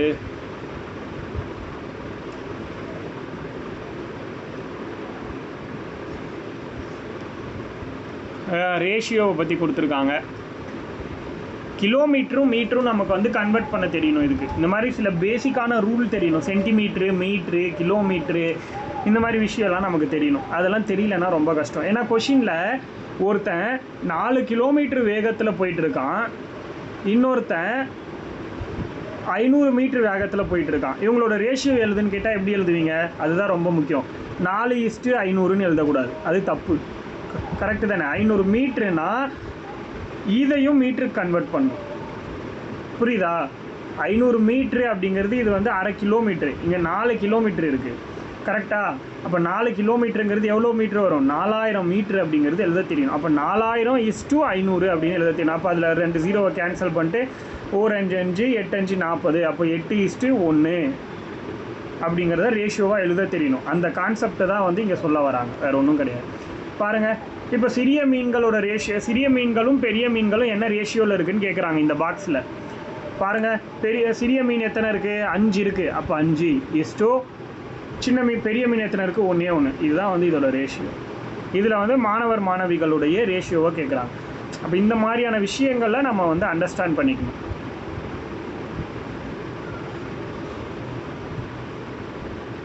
அடுத்தது எடுத்துக்காட்டு 3.1 எக்ஸாம்பிள் 3.1ல் என்ன கொடுத்துருக்காங்க? 20:5 அப்படிங்கிறத நம்ம வந்து ஈஸியஸ்ட் ஃபார்மில் எழுத சொல்கிறாங்க. என்ன பண்ணோம்?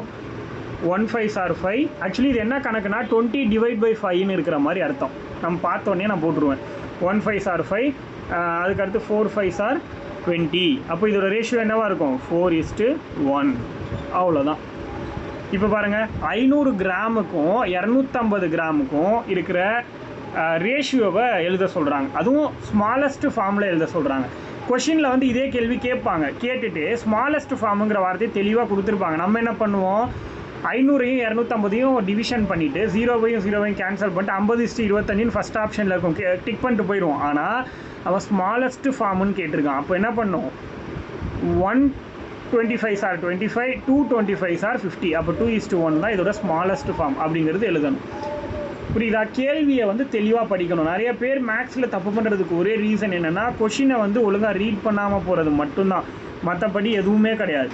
கொஷினை ஒழுங்காக அண்டர்ஸ்டாண்ட் பண்ணிக்கிறதுக்கான ஆட்டிடியூட் நமக்குள்ளே வந்துருச்சு அப்படின்னாலே நமக்கு வந்து மேக்ஸ் முழுக்க கற்றுக்கிட்ட மாதிரி தான். அதில் ஒரு பிரச்சனையும் வராது. புரியுதா? அதுக்கடுத்து எக்ஸாம்பிள் 3.3ல் என்ன சொல்கிறாங்க? மாதவியும் அன்புவும் 2 மேசைகளை முறையே 750 ரூபாய்க்கு ஒன்றும் 900 ரூபாய்க்கு ஒன்றும் வாங்குறாங்க. அன்புவும் மாதவியும் வாங்கிய, நல்லா கேள்வியை புரிஞ்சுக்கோங்க. ரேஷியோ இப்போ எப்படி கேட்குறாங்க? மாதவியும் அன்புவும் வாங்கினது 750 900ன்னு சொல்கிறாங்க. ஆனால் நம்மக்கிட்ட கேள்வி வந்து அன்பு மாதவின்னு அப்படியே நேம் ஆப்போசிட்டாக கேட்குறாங்க. நிறைய பேர் என்ன பண்ணுவாங்க? 750 / 900ன்னு கண்டுபிடிப்பாங்க. ஒரு 0 கேன்சல் ஆகிடும். 75 90 வந்து 5th டேபிளில் நம்ம கேன்சல் பண்ணலாம். 5th டேபிள்னா 1 5s are 5, 5 5s are 25, 15 time வருது. 1 5s are 5, 8 5s are இப்படி வரும். அதுக்கடுத்து 3 5s are 15. அதுக்கடுத்து பார்த்தீங்கன்னா 5 3s are 15. அதுக்கடுத்து பார்த்தீங்கன்னா 6 3s are 8 இப்போ 5/6 வருது. அப்போ 5/6 வருதுன்னு டக்குன்னு ஃபஸ்ட் ஆப்ஷன்லேயே இருக்கும் 5:6 அதை டிக் பண்ணிட்டு போயிடுவோம். ஆனால் கேள்வி என்ன பண்ணியிருக்கான், நேமை மாற்றிருக்கான் கீழே. அப்போ என்ன பண்ணணும், நம்ம 6:5 மாற்றணும். புரியுதா? ஆன்சரை சேஞ்ச் பண்ணி தான் நம்ம எழுதணும். ஏன்னா மாதவி அன்புன்னு ஃபஸ்ட்டு கொடுத்துட்டான், செகண்ட் அன்பு மாதவின்னு கொடுத்துருக்கான். கேள்விக்கு ஏற்ற மாதிரி தான் ஆன்சர் பண்ணணும். இந்த இடத்துல நிறைய பேர் டிஎன்பிஎஸ்சியில் மிஸ்டேக் பண்ணுவாங்க. அப்படி பண்ணி ஒரு கொஷினில் வேலை வாங்காமல் போனவங்க எத்தனை பேர் இருக்காங்க. அதுக்கடுத்து 40 நிமிடத்துக்கும் 1 மணி நேரத்துக்கும் இடையே உள்ள விகிதம் என்ன அப்படின்னு கேட்குறாங்க. இப்போ வந்து அவர் இங்கே கொடுத்துருக்காங்க பாருங்கள். 1 மணி நேரம் அப்படின்னா 60 நிமிஷங்கிறது ஃபஸ்ட்டு நமக்கு நல்லா தெரியணும். இப்போ 40 நிமிஷத்துக்கும் 1 மணி நேரத்துக்கும் உள்ள விகிதம் என்ன? அப்போ 40 நிமிஷம் ரேஷியோ 1 மணி நேரம்னா என்னது 60 நிமிஷம். ஒரு 0க்கு ஒரு 0 கேன்சல் பண்ணிடலாம். 2 2s are 4, 3 2s are 6. அப்போ இதோட ரேஷியோ வந்து 2:3. கரெக்டாக இதை எழுத தெரியணும். சிம்பிளஸ்ட் ஃபார்ம் 3க்கும் 5க்கும் இருக்கிற ரேஷியோ என்ன? 3:5. சின்ன பசங்களுக்காக இதை ஃபஸ்ட்டு கொஸ்டினாக வச்சுருக்காங்க. 3 மீட்டருக்கும் 200 சென்டிமீட்டருக்கும் என்ன டிஃப்ரென்ஸ்னு கேட்குறாங்க. அப்போ 1 மீட்டர் ஈக்குவல் டு என்னது 100 சென்டிமீட்டர். அது ஃபஸ்ட்டு நமக்கு தெரியணும். அப்போ தான் 3 மீட்டர்னா 300:200 அப்படின்னு எழுத தெரியும் நமக்கு. அப்போ 2 0 கேன்சல் ஆகிட்டு 3:2ன்னு ஒரு ரேஷியோ. அடுத்து 5 கிலோமீட்டருக்கும் 400 மீட்டருக்கும் நம்ம இப்போ தான் பார்த்தோம். 5 கிலோமீட்டர்னால் என்னது 5000:400 மீட்டர் அப்படின்னு வரும். 5000:400 மீட்டர். அப்போ 2 0 போயிடுச்சு. இங்கே 50 இருக்குது, இங்கே 4 இருக்குது. செகண்ட் டேபிளில் கேன்சல் பண்ணோன்னா 2 2s are 4, 25 2s are 50. அப்போ 25:2 அப்படிங்கிறது அதோட ஆன்சராக வரும். 75 பைசாக்கும் 2 ரூபாய்க்கும் உள்ள டிஃப்ரென்ஸ் என்னன்னு கேட்குறாங்க. அப்போது இதுவும் அதே கான்செப்ட் தான். 75 பைசா. அடுத்து வந்து 1 ரூபாங்கிறது எவ்வளோ பைசா? 100 பைசா சேர்ந்தது 1 ரூபா அப்படின்னா இங்கே 2 ரூபா கொடுத்துருக்காங்க. கரெக்டாக 2 ரூபானா இங்கே 200 பைசா. அப்போ அதை கேன்சல் பண்ணிங்கன்னா அதோட ஆன்சர் வந்துடும். அவ்வளோதான். இது எல்லாத்தையும் ஸ்மாலஸ்ட் ரேஷியோவை மாற்ற சொல்கிறாங்க. Simplest ratio. அகிலனுங்கிறவர் 1 மணி நேரத்தில் 10 கிலோமீட்டர் நடக்கிறாரு. செல்விங்கிறவங்க 1 மணி நேரத்தில் 6 கிலோமீட்டர் நடக்கிறாங்க எனில் அகிலன் மற்றும் செல்வி நடந்த தொலைவுகளுக்கு இடையே உள்ள விகிதம் என்னன்னு கேட்குறாங்க. அதாவது 1 மணி நேரத்தில் தான் 2 பேரும் நடக்கிறாங்க. அப்போது 10:6 அப்படின்னு வருது. 10:6 சிம்பிளஸ்ட் ஃபார்மாக மாற்றும் போது 5:3ன்னு வரும் கேன்சல் பண்ணிங்கன்னா. ஒரு மிதிவண்டியோட நிறுத்த கட்டணம் 5 ரூபா, ஒரு இருசக்கர மோட்டார் வாகனத்தோட நிறுத்த கட்டணம் 15 ரூபா. ரெண்டுத்தோட ரேஷியோ என்னன்னு கேட்குறாங்க. 5:15. அப்போது 1:3. அவ்வளோதான். இந்த மாதிரி எழுத தெரிஞ்சால் போதும். அது 1 ரூபாய்க்கும் 20 பைசாவுக்கும் உள்ள டிஃப்ரென்ஸ் கேட்குறாங்க. அப்போ என்ன வரும்? 100 பைசா. 1 ரூபாங்கிறது 100 பைசாவா? அப்போது ஈக்குவலிஸ்ட்டு 20 பைசா. ஒரு 0க்கு ஒரு 0, 1 2s are 2. அதுக்கு அடுத்து வந்து பார்த்தீங்கன்னா 5 2s. அப்போ 5:1 அப்படிங்கிறது ஆன்சர். பாருங்கள் 1:5வும் இருக்குது. என்ன கேள்வி கேட்குறானோ அதுக்கான பதிலை தான் கண்டுபிடிக்கணும். ஆப்போசிட்டாக கண்டுபிடிச்சா கூட தப்பு தான். இப்படி தான் சொதப்புவாங்க எல்லாருமே. 1 லிட்டருக்கும் 50 மில்லி லிட்டருக்கும் உள்ள விகிதம் கேட்குறாங்க. 1 லிட்டர்னால் என்னது? 1000 மில்லி லிட்டர். 1000 milli litre. அதெல்லாம் நமக்கு தெரியணும். அதெல்லாம் தெரிலன்னா ஒன்றுமே பண்ண முடியாது. புரியுதா? அப்போ என்ன ஆயிடும்? ஒரு 0 ஒரு 0. 1 5s are 5. அதுக்கு அடுத்து என்ன ஆகிடும்? 25s are. அப்போ 20:1 அப்படின்னு வரும். 1:20 போட்டிங்கன்னா தப்பு. அதுவும் ஒரு ஆப்ஷன். ஒரு ஜன்னலுடைய நீள அகலம் முறையே 1 மீட்டர் மற்றும் 70 சென்டிமீட்டர். அப்போ 100:70. 0 0 கேன்சல் ஆகிட்டு 10:7 அப்படின்னு வரும். முக்கோணம் மற்றும் செவ்வகத்தோட பக்கங்களின் எண்ணிக்கைக்கு இடையே உள்ள விகிதம் கேட்குறாங்க. முக்கோணம்னா என்னது? முக்கோணம்னா இப்படி இருக்கும். செவ்வகம்னா எப்படி இருக்கும்? ரேஷியோ இப்படி இருக்கும். இப்போ இது எப்படி ரேஷியோ கண்டுபிடிக்கிறது? எத்தனை எண்டு இருக்குதுன்னு பாருங்கள், அதுதான் ரேஷியோ. முக்கோணம்னா 3, அப்போ 3 செவ்வகம்னா 4 இருக்குது, அப்போது 4. 3:4 எங்கே இருக்குது? அதுதான் ஆன்சரு. இந்த மாதிரி கேட்குற கேள்விக்கான பதில் ஆன்சர் பண்ண நமக்கு தெரியணும். டக்குன்னு நம்ம மூளை யோசிக்கணும். அப்போ ப்ராக்டிஸ் இருந்தால் தான் அது முடியும். அதுங்கிறத தெளிவாக புரிஞ்சுக்கோங்க. அழகனுடைய வயசு வந்து 50, அவரோட மகனோட வயசு 10. அப்போ அழகன் மற்றும் அவரது மகனோட வயதுகளுக்கான விகிதம் எளிய வடிவத்தில் கேட்குறாங்க. பேர் அப்படியே தான் இருக்குது. அதனால் 50:10, 0 0, 5:1 முடிஞ்சு போச்சு. 50:10னே போட்டுறக்கூடாது. தெளிவாக ஸ்மாலஸ்ட் ஃபார்ம் கேட்குறாங்க. எளிய வடிவம் சிம்பிளஸ்ட் ஃபார்ம் அப்படின்னா அதை கேன்சல் பண்ணி போட தெரியணும். இவ்வளோதான்.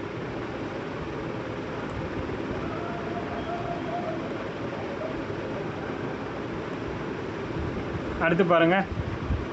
3.5 எக்ஸாம்பிள் என்னது, குமரன் கிட்ட 600 ரூபா இருக்குது, அதை விமலாக்கும் யாழினிக்கும் 2:3 அப்படிங்கிற ரேஷியோவில் வந்து பிரித்து கொடுக்கணும்.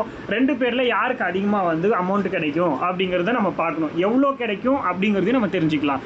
இப்போது இங்கே ஒரு மெத்தடில் போட்டிருப்பாங்க, அதே மெத்தடை நான் வேறு டைப்பில் சொல்கிறேன், உங்களால் புரிஞ்சிக்க முடியுதான்னு மட்டும் பாருங்கள். குமரன் கிட்ட மொத்தம் 600 ரூபா இருக்குது, ஓகேவா, 600 ரூபா இருக்குது. இந்த கான்செப்டை மைண்டில் வச்சுக்கோங்க. அதை வந்து விமலாக்கும் யாழினிக்கும் 2:3 பிரித்து கொடுக்குறாங்க. இப்போது 2:3 அப்படின்னா மொத்தமாக ஆட் பண்ணிக்கோங்க. மொத்தமாக எவ்வளோ வருது, 2:3னா 5 பங்கு, 2 பங்கு 3 பங்காக பிரிக்கிறான், மொத்தமாக 5 பங்காக பிரிக்கணும். அப்போ அதை டிவைட் பண்ணிக்கோங்க, 600 டிவைட் பண்ணிக்கோங்க 5ஆல், மொத்தமாக 5 பங்காக பிரிச்சாகணும். அப்போனா ஒரு பங்கு எவ்வளோன்னு நமக்கு கிடச்சிரும். 5 பங்காக பிரிச்சிட்டோம் அப்படின்னா அது டிவிஷன் பண்ணும்போது ஒரு பங்கு எவ்வளோன்னு கிடச்சிரும். இப்போ 1 5s are 5, அதுக்கடுத்து என்னது 1 5s are 5, 2 5s are 10, 12 5 60, இன்னொரு 0 இருக்குது, அப்படியே ஆட் பண்ணிக்கோங்க. இப்போது ஒரு பங்கு 120 அப்படின்னு சொல்லிட்டாங்க, புரியுதா? ஒரு பங்கு 120 ரூபா அப்படின்னா இப்போது என்ன பண்ணோம், 2 பங்காக பிரிக்கிறோம். ஃபஸ்ட்டு விமலாக்கு பிரிக்கிறோம், விமலாக்கு 2 பங்கா, அப்போ 2 × 120 அப்படின்னா என்ன வரும், 2ஆல் 120 மல்டிபிள் பண்ணும்போது 240 வரும். விமலா யாருக்கு, விமலாக்கு. யாழினிக்கு வந்து 3 பங்கு, அப்போ 3ஆல் மல்டிபிள் பண்ணிக்கலாம் 120, 240 கூட இன்னொரு 120 ஆட் பண்ணிக்கோங்க, அப்போ என்னது 360. அப்போ யாருக்கு அதிகமாக கிடைக்கும், யாழினிக்கு தான் அதிகமாக கிடைக்கும். புரியுதா? இந்த மெத்தட் வந்து யூஸ் பண்ண தெரியணும் உங்களுக்கு. அப்படி இல்லை நான் புக்கில் இருக்கிற மாதிரியே இப்போ தெரிஞ்சுக்கிறேன் அப்படின்னு நினச்சிங்கன்னா ஒன்றும் கிடையாது.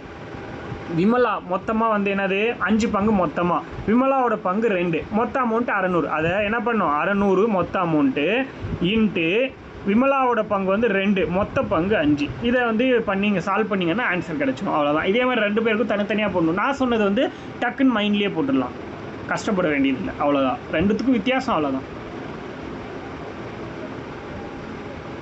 அதுக்கடுத்து சமான விகிதம்னு ஒரு கேள்வி கேட்பாங்க. இது என்னென்னா, இப்போ 4 நம்பர் கொடுப்பாங்க, 5:7, அடுத்து டபுள் ரேஷியோ இருக்கும், அதுக்கப்புறம் 21:15 இப்படி இருக்குது அப்படின்னா அதில் வந்து சமான விகிதம் இதோட வேல்யூ என்னன்னு கேட்கலாம், இந்த மாதிரி எப்படி வேணால் கேட்கலாம். இந்த மாதிரி கேட்டால் AD = BC அப்படின்னு கண்டுபிடிக்கணும். இதுதான் ஃபார்முலா, AD = BC. அப்போ என்னது 5 × 15 7 × 21 ஈக்குவலாக இருக்கான்னு கண்டுபிடிக்கணும், புரியுதா? 5 15s are என்னது A × D அப்படின்னா 5 × 15s are அப்படின்னா 2 15 30, 4 15 60 75ன்னு வரும். AD வந்து 75. அப்போ 721s are என்னது 7 2 14 140 போயிடுச்சு. அப்போது ரெண்டுமே ஈக்குவல் கிடையாது. அப்போ இது வந்து ராங், இது தப்பு அப்படிங்கிறது நமக்கு சொல்ல தெரியணும்.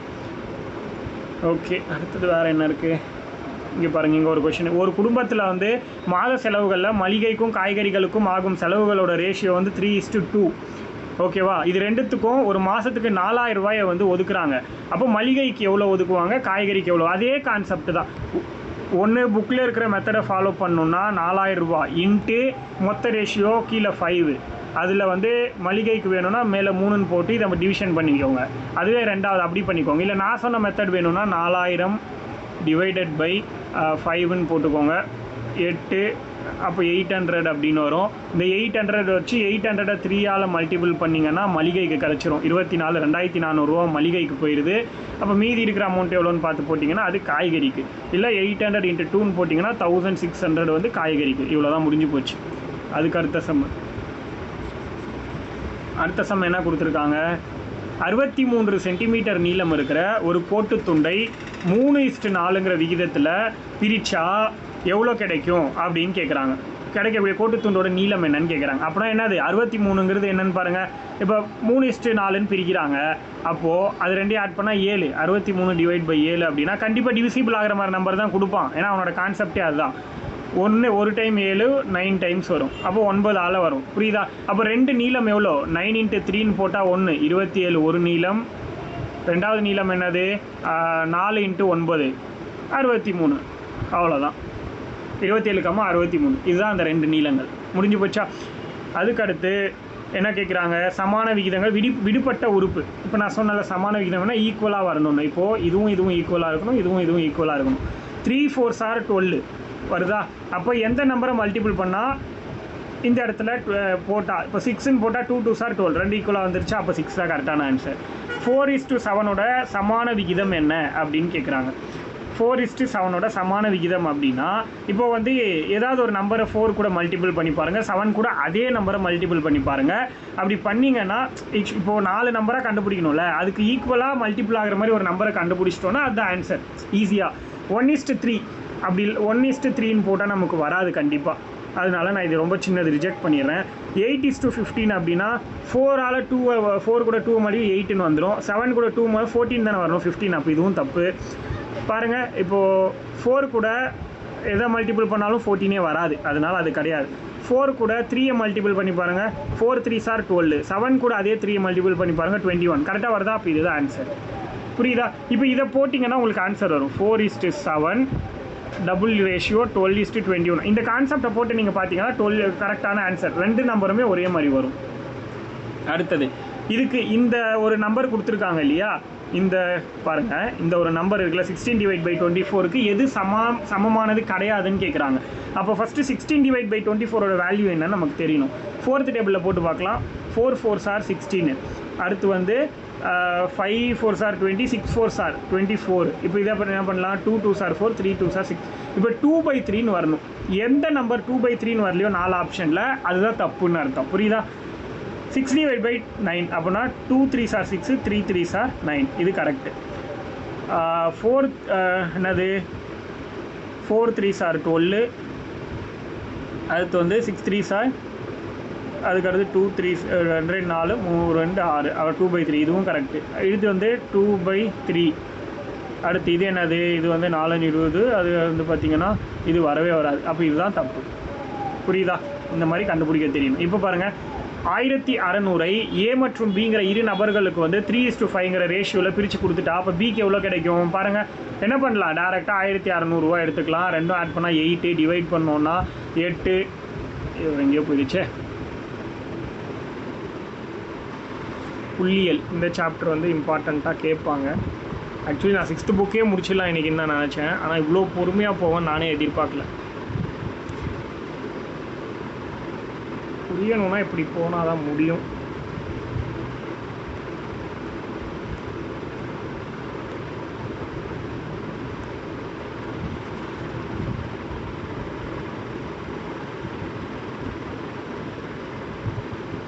இந்த புக் பேக் மட்டும் பார்த்துக்கோங்க ஒரு தடவை. பட விளக்கப்படத்தில் ஒரு படத்தின் வழியாக பல பொருட்களை குறிக்கிறதுக்கு பேர் வந்து அளவீடுதல் அப்படின்னு சொல்லுவோம். பட விளக்கப்படத்தை ஆங்கிலத்தில் பிக்டோகிராஃப்ட் அப்படின்னு சொல்லுவோம். இந்த 2 பாயிண்ட்டை நோட் பண்ணிக்கோங்க, 2 கொஷின். இந்த சாப்டரை பொறுத்த வரைக்கும் ஒரு பட்டை வரைபடம்ங்கிறது பின்வரும் எதனை கொண்டிருக்கும்னா கிடைமட்ட மற்றும் செங்குத்து பட்டைகள் எனும் 2ஐயும் உடையது. இதெல்லாம் சும்மா பார்த்து வச்சுக்கோங்க, மேபி கேட்கலாம். பட்டை வரைபடத்தில் இருக்கிற பட்டைகளுடைய இடைவெளிங்கிறது சமமாக இருக்கும். அடுத்து வந்து அடுத்த சாப்டர் போயிடலாம். அடுத்த சாப்டர் வந்து தகவல் செயலாக்கம்.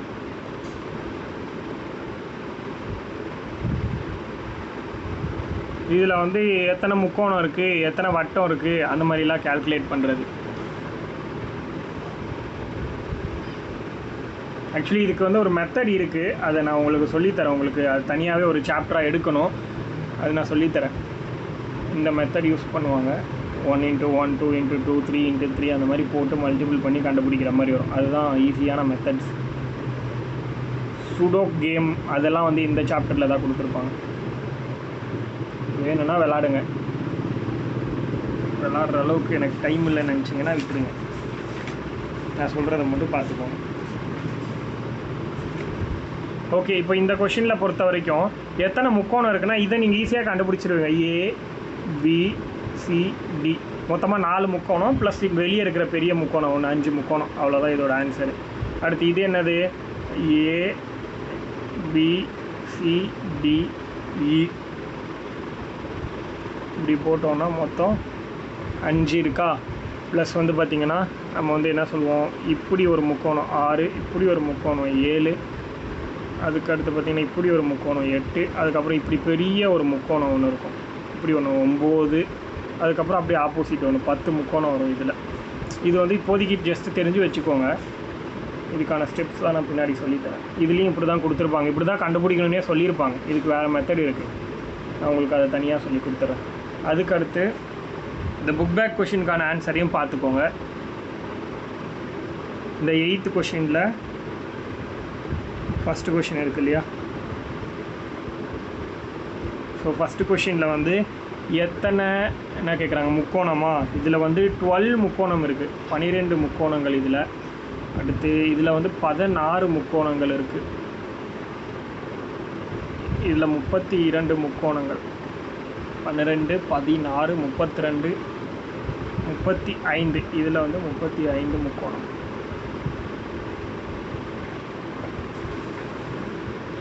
இதை மட்டும் நோட் பண்ணிக்கோங்க. அதுக்கு அடுத்து இதில் வந்து 20 சதுரங்கள் இருக்குது, இதில் 10 சதுரங்கள் இருக்குது, இதில் 7 வட்டங்கள் இருக்குது.